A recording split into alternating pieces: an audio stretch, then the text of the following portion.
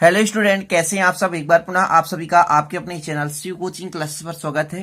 Class 12 maths NCERT में chapter 3 आप भी पढ़ा रहा हूं, जिसमें आज अपना एक्सरसाइज 3.7 ठीक है। और इसमें भी मैट्रिक्स के जो भी क्वेश्चन है वो महत्वपूर्ण क्वेश्चन उनको करेंगे। और जो भी मैं क्वेश्चन करा रहा हूँ उस टाइप के जो क्वेश्चन है आप लोग अपने बुक से भी है ना सॉल्व करते रहें। तो चलिए स्टार्ट करते हैं, देखते हैं आज का पहला क्वेश्चन। तो देखिए क्वेश्चन क्या कह रहा है कि आपके पास एक मैट्रिक्स है और यहां पर आपका a प्लस ए परिवर्त, मतलब a और a परिवर्त है ना, और बराबर आई है, तो हमें अल्फा का मान निकालना है, अल्फा का मान ज्ञात करना है।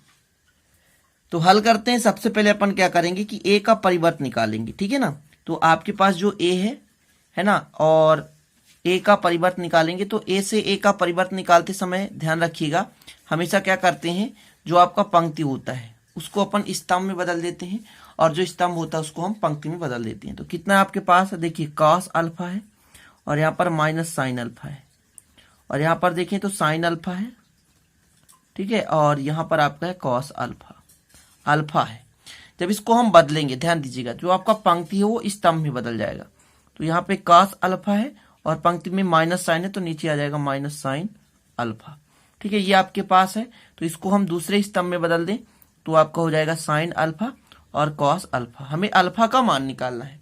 अब आपको क्या दे के रखा है कि a प्लस ए परिवर्त इक्वल आइडेंटिटी मैट्रिक्स, मतलब आपका विकर्णता 1 1 अदरवर्ड 0। चलिए, तो दिया है आपके पास, क्या दे के रखा है कि a प्लस ए परिवर्त है ना, a प्लस ए परिवर्त का मान है कितना, आइडेंटिटी मैट्रिक्स। तो a का मान कितना है, यहां पर देख सकते हैं कॉस अल्फा है, तो a का मान रखें आप और फिर प्लस करें। इसके बाद आपको रखना है ए परिवर्त, और इसके बाद आपको रखना है आइडेंटिटी मैट्रिक्स, ठीक है, आइडेंटिटी मैट्रिक्स। तो कितना है आपके पास, कॉस अल्फा है और यहाँ पर साइन अल्फा है, माइनस साइन अल्फा है, देख लीजिए माइनस साइन अल्फा, तो माइनस साइन अल्फा करेंगे। इसके बाद आपका साइन अल्फा और कितना है आपका कॉस अल्फा। यदि यहाँ पर ए परिवर्त का मान देखा जाए तो कितना आपके पास कॉस अल्फा है, और यहाँ पे साइन अल्फा है, और माइनस साइन अल्फा और कॉस अल्फा। और विकर्ण आप भी मैंने बताया था आपको कि क्या होता है आइडेंटिटी मैट्रिक्स, विकर्ण में क्या होता है 1 1 होता है, बाकी शेष 0 होते हैं। अब आपको बीच में प्लस दिया है, ऐड करना है, तो ऐड कर दीजिए। चलिए, ये कास से कास ऐड होगा तो 2 कास अल्फा हो जाएगा, 2 कास अल्फा। साइन से ये माइनस साइन प्लस साइन कितना हो जाएगा, 0 हो जाएगा, तो 0 कर दीजिए। साइन से साइन यहाँ पर प्लस माइनस 0 हो जाएगा, और एक कास से कास कितना हो जाएगा, 2 कॉस अल्फा हो जाएगा। ये आपका मैट्रिक्स मिल चुका है। ये 1 है ना, 1 0 0 1, ये आपका तत्समक आव्यूह है, आइडेंटिटी मैट्रिक्स है। अब ध्यान ये देना है कि समान आव्यूह की परिभाषा से हम तुलना कर सकते हैं, मतलब 2 कॉस अल्फा का मान 1 है, यहाँ 0 तो 0 है, कंपेयर कर सकते हैं। तो कंपेयर करेंगे किससे, समान आव्यूह की परिभाषा से, समान आव्यूह की परिभाषा से। समान आव्यूह की परिभाषा से कितना हो जाएगा, 2 cos alpha equal 1, 2 cos alpha equal 1। तो बता दीजिए भैया कॉस अल्फा बराबर कितना हो जाएगा, कॉस अल्फा बराबर 1/2। अब कास के किस डिग्री का मान आपका 1/2 होता है, तो कास 60 का मान होता है, तो cos alpha equal cos 60 degree. तो कॉस से कॉस कैंसिल, तो अल्फा इक्वल आ गया 60 डिग्री, आंसर आ गया, ठीक है, यही आपका आंसर हो गया। क्लियर, यही आपका आंसर हो गया। और अल्फा का मान पूछा था, देख सकते हैं क्वेश्चन पे कि बोला था आपके पास एक मैट्रिक्स है जिसमें a प्लस ए परिवर्त का मान i के बराबर है, तो अल्फा का मान ज्ञात कीजिए। तो ये जो आपका पहला क्वेश्चन है वो कंप्लीट हो चुका है, और आशा करता हूं आपसे बन जाएगा। दूसरा क्वेश्चन देखिए, आपके पास है एक आव्यूह है, इस आव्यूह में 4 1 5 8 मतलब 2 पंक्ति और 2 कॉलम है। तो आपको सिद्ध क्या करना है कि a प्लस ए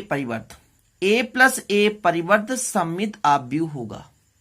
थोड़ा समझना, सममित आव्यूह में मैंने क्या बताया था कि जो आपके पास मैट्रिक्स हो आव्यूह है, उसका एक बार आप पुनः परिवर्त निकाल दें, तो पुनः यदि वही आव्यूह मिल रहा है तो आपका कहलाता है सममित आव्यूह। जैसे मैं निकालूंगा पहले a प्लस एक परिवर्त, फिर जो भी एक आव्यूह मिलेगा उसका पुनः परिवर्त निकालूंगा। ध्यान दीजिए मैं क्या कह रहा हूं कि a प्लस ए परिवर्त, मतलब यहां पर हमको पहले a परिवर्त और a का ऐड करना है, और इसके बाद एक आपके पास आव्यूह आएगा, उसका पुनः परिवर्त निकालेंगे और फिर देखेंगे कि अवयव यदि सेम आते हैं तो सिद्ध हो जाएगा कि सम्मित आव्यूह है। तो चलिए हल करना स्टार्ट करते हैं। तो आपके पास ए कितना है स्टूडेंट? तो ए आपके पास है 4, 1, 5, 8। ये आपके पास ए का मान है। तो आप ए परिवर्तन निकाल सकते हैं। कैसे निकाल सकते हैं? जो आपका पंक्ति है उसको स्तंभ में बदल दो तो कितना हो जाएगा? 4, 1 हो जाएगा और हो जाएगा 5 और 8। ये आपका आ चुका है ए और ए परिवर्त। हमको क्या करना है? अब ए प्लस ए परिवर्त निकालना है। तो ए प्लस ए परिवर्त है ना, दोनों को ऐड करना है। तो 4, 1, 5, 8 हो गया। इतना क्लियर है? इसके बाद बीच में प्लस लगाएं क्योंकि ऐड करना है। और आपके पास बी परिवर्त ए का परिवर्त कितना है? तो 4, 5, 1, 8। इतना क्लियर हो गया। अब हमको क्या करना है कि सेम स्थान वाले अवयवों को ऐड कर देना है। तो आपके पास ए प्लस ए परिवर्त का मान आ जाएगा।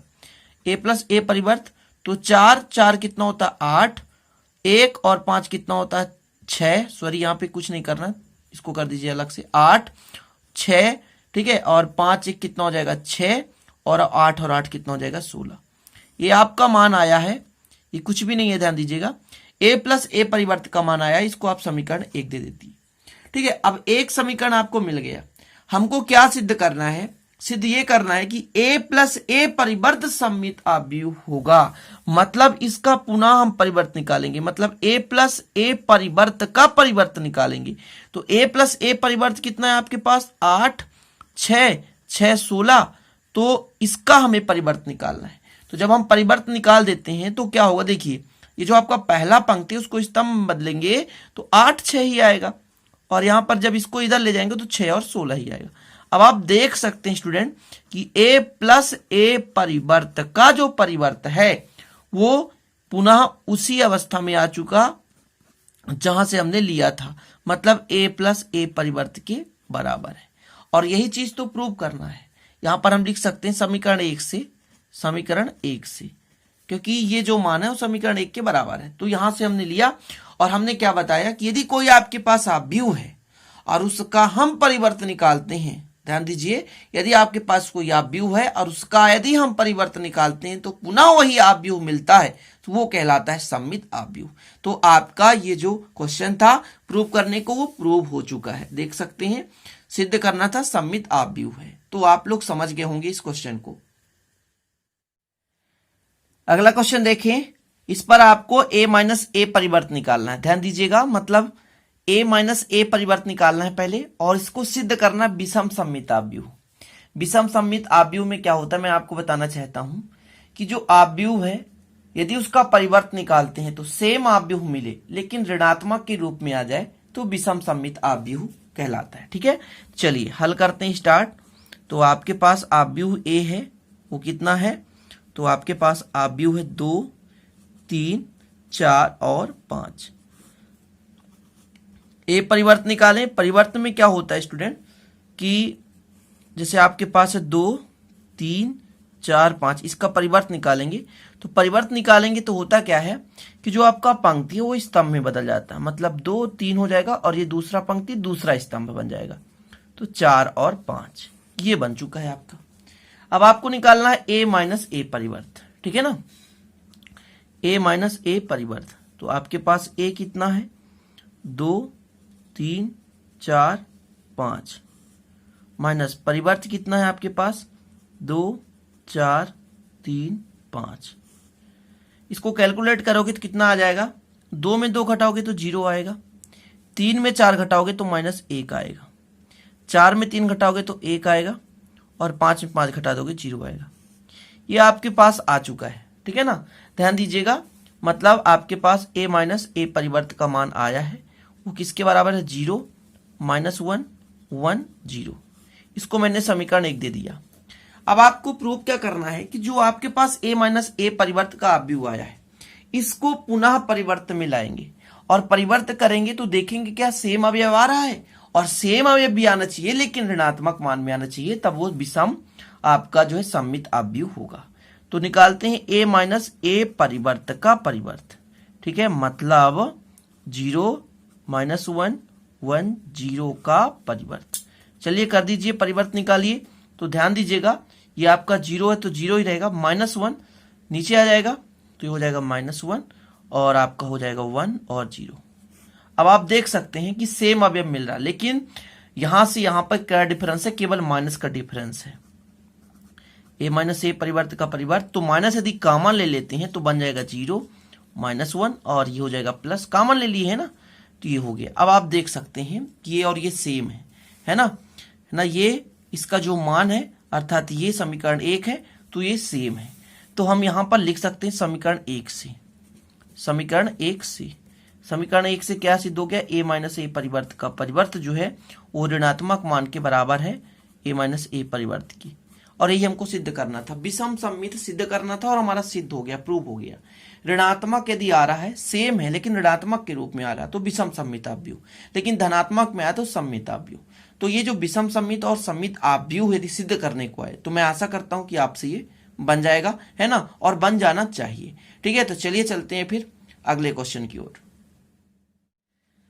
ये क्वेश्चन देखिए और ये क्वेश्चन काफी महत्वपूर्ण है, ध्यान दीजिएगा। और इस प्रकार के क्वेश्चन आपको पेपर में भी देखने को मिलेंगे, ध्यान दीजिएगा, गौर से करिएगा। ठीक है, तो आपके पास क्वेश्चन देके रखा है, एक आपके पास मैट्रिक्स है और बोल के रखा है सम्मित और विषम सम्मित आव्यूह के योग के रूप में प्रदर्शित कीजिए। ये क्वेश्चन आता है, ध्यान दीजिएगा। मैं आप सभी से कहता हूं अच्छे से तैयार करना है, ये क्वेश्चन आपके है ना एनुअल एग्जाम में भी आता है। चलिए तो हल करना है। अब आपसे क्या क्या पूछा है, सम्मित और विषम सम्मित आव्यूह का योग। जब भी यदि आपसे पूछे एक मैट्रिक्स, यदि सम्मित की बात की जाए तो सम्मित आव्यूहों का योग का फार्मूला होता है a प्लस ए परिवर्त। ठीक है, और विषम सम्मित की बात करें तो ये होता है 1/2 a माइनस ए परिवर्त। ठीक है, ये होता है। और बोला है दोनों का योग करना है तो ये करना है, समझ गए होंगे। मतलब हमको a का a परिवर्त निकालना है, फिर a का a से प्लस निकालना है ना, a परिवर्त से, इसी प्रकार माइनस निकालना है और इनमें 2 का क्या करना है, डिवाइड करना है, फिर योग करना है। इतना लंबा प्रोसेस है तो इसको आपको करना है। तो चलिए स्टार्ट करते हैं। तो आपके पास जो भी a है, a कितना है आपके पास, तो आपके पास a का मान है 3 -4 1 और -1, ये आपके पास a का मान है। हम यदि इससे कहें a परिवर्त तो आप आसानी से बता सकते हैं कि करना क्या है कि जो पंक्ति है उसको कॉलम में बदल दोगे तो 3 हो जाएगा -4। इस क्वेश्चन को इत्मीनान से पढ़ना है आपको। ये हो जाएगा 1 और -1। आसानी से मैं समझा रहा हूं और आराम से समझा रहा हूं ताकि आप लोगों को दिक्कत ना हो। अब आपको क्या निकालना है स्टूडेंट, a प्लस ए परिवर्त। ठीक है ना, तो a प्लस ए परिवर्त निकालते हैं। ध्यान दीजिएगा, कम पेज में भी मैं कर देता हूं। अब आप चाहें तो पहले इसका परिवर्त लगाएं फिर इसको लाएं, कोई दिक्कत नहीं है। चलिए करिए। तो a का मान कितना आपके पास, 3 -4 1 और -1, ये आपके पास हो गया। फिर प्लस है तो प्लस, फिर आपके पास कितना 3 1 -4 और -1, ये आपके पास a का मान है और ये a परिवर्त का मान है।